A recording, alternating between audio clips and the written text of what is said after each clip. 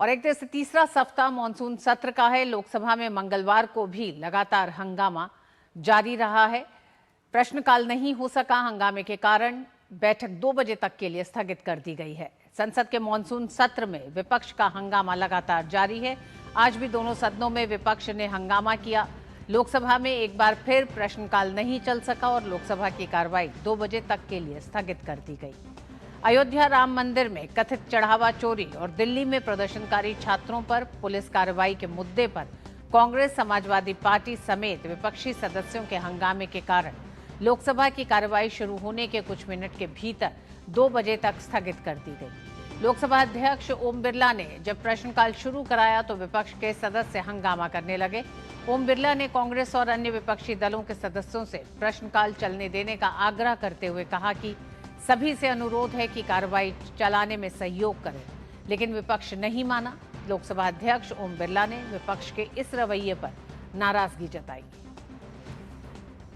सभी माननीय सदस्यों से मेरा हमेशा आग्रह रहा है कि प्रश्नकाल के अंदर सहयोग करें। माननीय सदस्य प्रश्न पूछता है, नीतियों पर, कार्यक्रमों पर, अपने क्षेत्र की आकांक्षाओं पर चर्चा करना चाहता है, सरकार से जवाबदेही मांगता है और आप प्रश्नकाल में बाधित करते हैं, ये उचित नहीं है। और बात अगर कामकाज की करें तो लोकसभा में आज कराधान और अन्य विधियां संशोधन विधेयक 2026 पेश किया जाएगा। इस विधेयक में क्या खास है, आइए बताते हैं आपको। कराधान संशोधन विधेयक 2026 किस तरह से बदलेगा, आयकर संशोधन अध्यादेश 2026 का स्थान लेगा। साथ ही कराधान संबंधी प्रावधानों में संशोधन करना इस विधेयक का उद्देश्य है। विदेशी निवेश को बढ़ावा मिलेगा। वहीं इलेक्ट्रॉनिक्स विनिर्माण को भी कर प्रोत्साहन मिलेगा। डेटा सेंटर के लिए कर सुधार इसमें शामिल किए गए हैं। हीरा उद्योग को भी प्रोत्साहन मिलेगा। बिजनेस ट्रस्ट के लिए नए प्रावधान शामिल किए गए हैं इस कराधान संशोधन विधेयक में। वहीं निवेश अनुकूल कर व्यवस्था का प्रस्ताव किया गया है। विदेशी संस्थागत निवेशकों को कर छूट का भी प्रस्ताव है। लंबे समय से ये मांग थी। वहीं पूंजीगत लाभ पर कर छूट देने का प्रस्ताव भी शामिल है। बीआईएस को भी कर छूट का लाभ मिलेगा। वहीं विदेशी निवेश को बढ़ावा मिलेगा। दीर्घकालिक विदेशी निवेश पर सरकार का जोर रहा है, उसी के तहत इस कराधान संशोधन विधेयक को लाया जा रहा है। योग्य निवेश कोष के लिए सरल कर व्यवस्था शामिल की गई है। फंड प्रबंधन गतिविधियों को बढ़ावा देने पर जोर है। वहीं विशेष प्रयोजन वाहन पर सरचार्ज बढ़ाने का भी प्रस्ताव है। एसपीवी का सरचार्ज 10% से बढ़ाकर 25% होगा। इस विधेयक के साथ ही नई कर व्यवस्था अपनाने वाले एसपीवी पर ये लागू होंगे प्रावधान। अन्य घरेलू कंपनियों का भी सरचार्ज 10% ही रहेगा। और कराधान संशोधन कानून के साथ किन अधिनियमों में संशोधन होगा, ये बताते हैं। भुगतान और निपटान प्रणाली अधिनियम 2007 में हो गया संशोधन। आयकर अधिनियम 2025 में संशोधन शामिल है। साथ ही वित्त अधिनियम 2026 में भी संशोधन शामिल है। इस विधेयक के साथ डिजिटल भुगतान को बढ़ावा मिलेगा। डिजिटल भुगतान को बढ़ावे के साथ साथ भुगतान और निपटान प्रणाली अधिनियम 2007 में भी संशोधन शामिल है। आयकर अधिनियम 2025 में संशोधन शामिल है। इलेक्ट्रॉनिक भुगतान माध्यमों पर शुल्क नहीं होगा। उधर बैंक अतिरिक्त शुल्क भी नहीं ले सकेंगे। अधिसूचित ई पेमेंट माध्यम होंगे, शुल्क मुक्त होंगे। इलेक्ट्रॉनिक लेन देन को प्रोत्साहन मिलेगा। ऑनलाइन लेन देन और अधिक आसान हो जाएंगे। बैंक अब अतिरिक्त शुल्क नहीं ले सकेंगे इसके बाद। साथ ही अधिसूचित ई पेमेंट माध्यम जो होंगे वो भी शुल्क मुक्त हो जाएंगे। तो डिजिटल भुगतान को बढ़ावा मिलेगा। इलेक्ट्रॉनिक लेन देन को भी प्रोत्साहन मिलेगा। और सबसे बड़ी राहत आम उपभोक्ताओं को मिलने जा रही है। ऑनलाइन लेन देन भी अधिक आसान होंगे। अब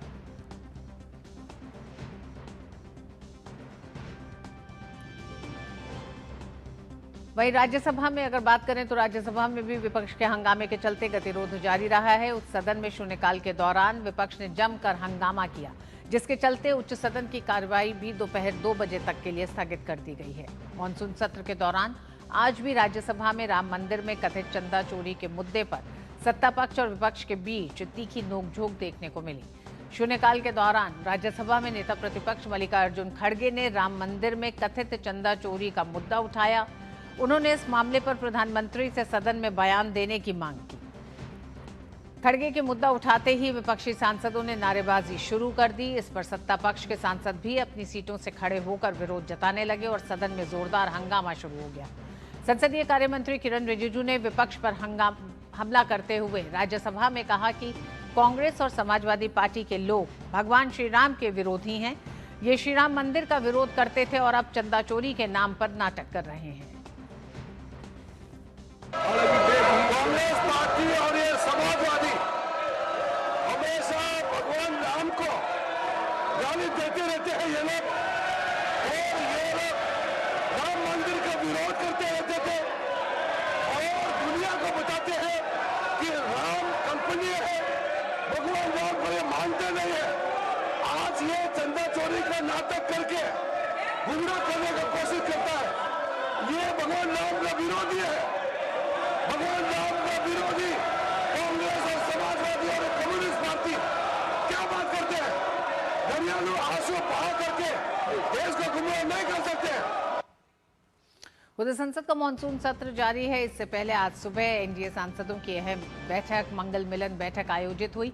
प्रधानमंत्री नरेंद्र मोदी ने भी इस बैठक में हिस्सा लिया। बैठक में लोकसभा राज्यसभा के एनडीए सांसद मौजूद रहे। ये बैठक संसद परिसर स्थित पार्लियामेंट लाइब्रेरी बिल्डिंग में हुई, जहां आगामी संसदीय कार्रवाई को लेकर चर्चा की गई। संसद सत्र के दौरान सरकार के विधायी एजेंडे, जरूरी विधेयकों को पारित कराने की रणनीति और विपक्ष के साथ सदन में सार्थक चर्चा सुनिश्चित करने को लेकर सांसदों के बीच बेहतर समन्वय पर जोर दिया गया। बैठक का उद्देश्य एनडीए सांसदों को एकजुट होकर जनकल्याण से जुड़े मुद्दों को प्रभावी ढंग से उठाने और सरकार की नीतियों और योजनाओं को सदन के माध्यम से आगे बढ़ाने के लिए तैयार करना रहा। बैठक में सांसदों को सरकार की योजनाओं, उपलब्धियों और आगामी कार्यक्रमों की जानकारी दी गई, ताकि वे अपने क्षेत्रों में जनता तक इन पहलों की जानकारी प्रभावी तरीके से पहुंचा सकें। इस साप्ताहिक बैठक में 2 अहम विषयों पर प्रेजेंटेशन दिए गए। भाजपा सांसद अशोक मित्तल ने बताया कि केंद्रीय मंत्री मनसुख मांडविया ने खेलों में भारत की उपलब्धियों और रोजगार सृजन में देश की बढ़ती प्रगति पर विस्तार से जानकारी दी। प्रेजेंटेशन में खेल क्षेत्र में भारत के बेहतर प्रदर्शन और युवाओं के लिए रोजगार के नए अवसरों पर सरकार की पहल को रेखांकित किया गया। 2 विषयों पर आज चर्चा हुई। एक, खेलों में हम क्या कर रहे हैं, और ख़ास तौर पर जो भी ग्लासगो कॉमनवेल्थ चैंपियनशिप हुई है उसमें भारत की उपस्थिति भी हुई और भारत ने किस तरीके से बेहतर मेडल जीते, ये हमें बताया गया। और जो एम्प्लॉयमेंट साइड पर हमारा देश कैसे तेज़ी से आगे बढ़ता जा रहा है, जिस तरीके से एम्प्लॉयमेंट रेशो बढ़ रही है, एम्प्लॉयमेंट रेट बढ़ रहा है, अनएम्प्लॉयमेंट रेशो कम हो रही है, उसका विस्तृत ब्यौरा दिया गया। और वो जो बहुत ही इम्प्रेसिव था, जब हम अपने नेशनली कंपेयर करें अपने पिछले यूपी के 10 साल से और अब 10 साल मोदी जी के, या हम इंटरनेशनली कंपेयर करें कि बाकी देशों में और हम भारत में कैसे जा रहा है, तो उसमें बड़ा ही पॉजिटिव साइन नजर आ रहे हैं। मॉनसून सत्र का तीसरा हफ्ता है, तीसरे हफ्ते का दूसरा दिन। आज भी संसद में गतिरोध जारी है। वहीं एनडीए की बैठक में क्या हुआ, इन सब पर विस्तार से बात करने के लिए कुमार आलोक संसद से हमारे साथ जुड़ रहे हैं। कुमार आलोक, पहला सवाल तो यही कि किस तरह से अभी भी संसद का गतिरोध जारी है। राज्यसभा में आज संसदीय कार्य मंत्री किरण रिजिजू को यह कहना पड़ा कि विपक्ष राम के नाम पर नाटक कर रहा है लगातार। आखिर मामला यहां तक क्यों बढ़ा है?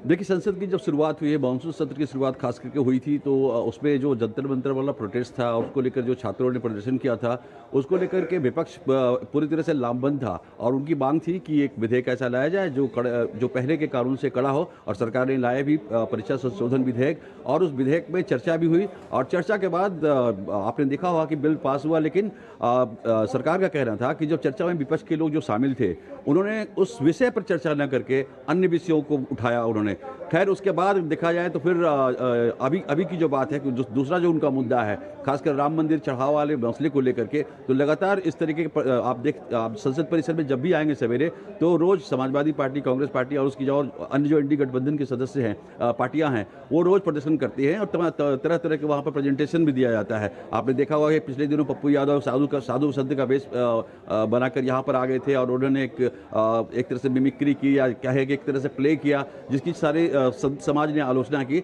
लेकिन इस मुद्दे को लेकर के राज्यसभा में और लोकसभा में दोनों जगह विपक्ष हंगामा कर रहा है और खासकर मल्लिकार्जुन खड़गे अभी थोड़ी देर बाद उन्होंने मीडिया से मुखातिब होते हुए कहा कि हम चाहते हैं दो चीज़ें हम चाहते हैं। पहला कि दोनों विषय पर डिस्कशन हो। पहला विषय यानी राम मंदिर चढ़ावा जो मुद्दा है उस पर डिस्कशन हो और उसमें पीएम का सीधे इंटरवेंशन हो।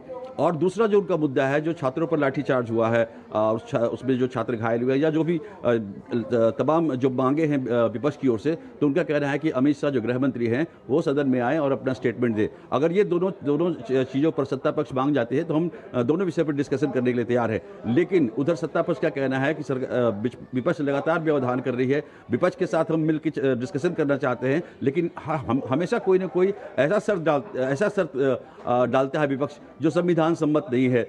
तो आज की अगर हम बात करें तो राज्यसभा में महत्वपूर्ण बिल आएगा जो the registration of birth and death amendment bill 2026। तो इसको गृह मंत्री, हालांकि अगर प्रोसीडिंग में हम देखें तो गृह मंत्री अमित शाह इसे पारित करवाने के लिए चर्चा में और लोग इसमें शामिल होंगे। लेकिन पिछली बार हमने देखा था कि लोकसभा में इसको नित्यानंद राय लेकर के आए थे। तो आज देखना होगा कि जब 2 बजे सदन राज्यसभा की शुरुआत होगी, राज्यसभा का कार्यवाही शुरू होगी, तो विपक्ष का क्या रुख रहता है। इसके अलावा आपने देखा कि 0 आवर और पहले 0 आवर राज्यसभा में होता है, उसके बाद प्रश्नकाल होता है। तो 0 आवर में तमाम हंगामे के बीच जो सभापति हैं उन्होंने हाउस चलाने की कोशिश की, लेकिन विपक्ष उस पर हंगामा लगातार करता रहा और 10 मिनट के बाद शून्यकाल थोड़ा मतलब 10 मिनट तक चला, लेकिन उसके बाद फिर सभापति ने इसे 12 बजे तक के लिए स्थगित किया। और 12 बजे जब प्रश्नकाल शुरू हुआ तो प्रश्नकाल को भी चलाने की पूरी कोशिश की सभापति ने। दो तीन जो क्वेश्चंस थे बहुत इंपॉर्टेंट थे, खासकर अंत्योदय योजना को लेकर के सरकार क्या कर रही है, उसमें क्या प्रगति है, उसको लेकर के ये क्वेश्चन आवर का बहुत ही महत्वपूर्ण क्वेश्चन था। और जो प्रहलाद जोशी हैं कंज्यूमर अफेयर मिनिस्टर जवाब भी दे रहे थे। उसके बाद दूसरा जो सबसे अहम प्रश्न था वो था कि $5 ट्रिलियन की अर्थव्यवस्था का लक्ष्य हेतु सरकार कैसे प्रयास कर रही है और कैसे हम $5 ट्रिलियन की अर्थव्यवस्था के लक्ष्य को पार करेंगे या पहुंचेंगे। इस पर निर्मला सीतारमण रिप्लाई कर रही थी, लेकिन उसके बाद हंगामा इतना ज़्यादा हुआ कि उसके बाद 2 बजे तक के लिए राज्यसभा को स्थगित करना पड़ा। उसके बाद हालांकि आपने अभी बाइट आपने दिखाया दर्शकों को कि किस तरीके से किरण रिजिजू ने कहा, इंटरवेन करते हुए कहा जब प्रश्नकाल चल रहा था, कि जो पार्टियां जो बीते दिनों यानी बीते साल या कहे कि भूतकाल में राम मंदिर का विरोध कर रही थी, राम के अस्तित्व पर ही प्रश्न चिन्ह लगा रही थी। आपने देखा होगा कपिल सिब्बल राम मंदिर के खिलाफ वो खुद लड़ रहे थे, वकालत स्पेशल वकील थे वो। तो उनका कहना था कि आज जब राम मंदिर चढ़ावे का मुद्दा आया है तो ये नौटंकी किया जा रहा है विपक्ष के द्वारा, खासकर दोनों शब्दों में। तो अब अगर हम लोकसभा की बात करें तो आपने विस्तार से बताया कि कौन कौन से बिल आ रहे हैं और ये बिल कितने इंपॉर्टेंट हैं। तो लोकसभा में the taxation and amendment bill 2026 है जो निर्मला सीतारमण पेश करेंगी। इसके बाद एप्रोप्रिएशन नंबर 3 बिल 2026 है, उसे भी निर्मला सीतारमण वित्त मंत्री पेश करेंगी। और तीसरा जो बिल है जो बहुत इंपॉर्टेंट है, the bankers books evidence bill 2026, इसे भी वित्त मंत्री पेश करेगी। तो देखना है कि अब जब 2 बजे कार्यवाही फिर शुरू होती है तो विपक्ष का क्या रवैया रहता है। क्या वो एक फ्लोर लीडर जो अभी 2 घंटे का वक्त मिला है, तो तमाम पार्टी के जो फ्लोर लीडर हैं उनके अंदर क्या सामंजस्य होता है, ये 2 बजे देखने को मिलेगा आपको दोनों हाउसेज में। जी आलोक, अब मुश्किल से 1 हफ्ता बचा होगा मानसून सत्र को खत्म होने में। जिस तरह से इस सत्र की शुरुआत हुई, आपने पूरा सिलसिलेवार तरीके से जिक्र किया कि कैसे पेपर लीक मामले से ये सत्र शुरू हुआ, उसका हल ढूंढा गया इसी सत्र के दौरान कानून के तहत। लेकिन उसके बाद अब जो विवाद लगातार बढ़ रहे हैं, क्या विपक्ष नहीं चाहता है कि सत्र आगे बढ़े, कोई संसदीय कोई कामकाज हो, विधायी कामकाज न हो सके? क्या मकसद ये है या मकसद सिर्फ तमाम मुद्दों को सदन के भीतर उठाना, सदन के बाहर उठाना?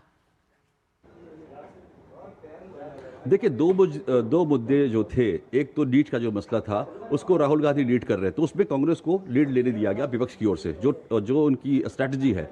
और अब जब यूपी में चुनाव है, विधानसभा के चुनाव होने वाले हैं आने वाले दिनों में, तो ये पूरा का पूरा जो राम मंदिर चढ़ावा का जो मसला है, इसको पूरा क्रेडिट अखिलेश यादव और उनकी समाजवादी पार्टी को दिया जा रहा है। तो आप देखेंगे कि जब भी प्रदर्शन होता है संसद परिसर में इस मुद्दे को लेकर के, चढ़ावे वाले मुद्दे को लेकर के, तो अखिलेश यादव सबसे आगे रहते हैं। तो एक पॉलिटिकल माइलेज लेने की कोशिश की जा रही है विपक्ष के द्वारा अपने अपने शर्तों के अनुसार कि कब हमको आगे रहना है, कब आपको आगे रहना है। तो इसको देखते हुए क्योंकि विपक्ष अड़ा हुआ है राम मंदिर चढ़ावे मुद्दे को लेकर के, प्रधानमंत्री के इंटरवेंशन और आप कहें कि चर्चा कराने की मांग, और दूसरा जो उनका मुद्दा है अमित शाह जो गृह मंत्री हैं उनको आकर स्टेटमेंट देना, जो वहाँ घटना जो पुलिस के द्वारा जो भी बल प्रयोग किया गया था छात्रों पर, जैसा कि विपक्ष का कहना है। तो इन दोनों मुद्दों को लेकर लगातार रस्साकसी जारी है और विपक्ष एकदम अड़ा हुआ है। तो अब मैंने आपको जैसे बताया कि 2 बजे जब दोनों सदनों की कार्रवाई शुरू होती है तो देखना होगा कि क्या कोई फ्लोर मैनेजमेंट हुआ है सत्ता और विपक्ष के बीच या नहीं। बहुत बहुत धन्यवाद आलोक पूरी जानकारी के लिए।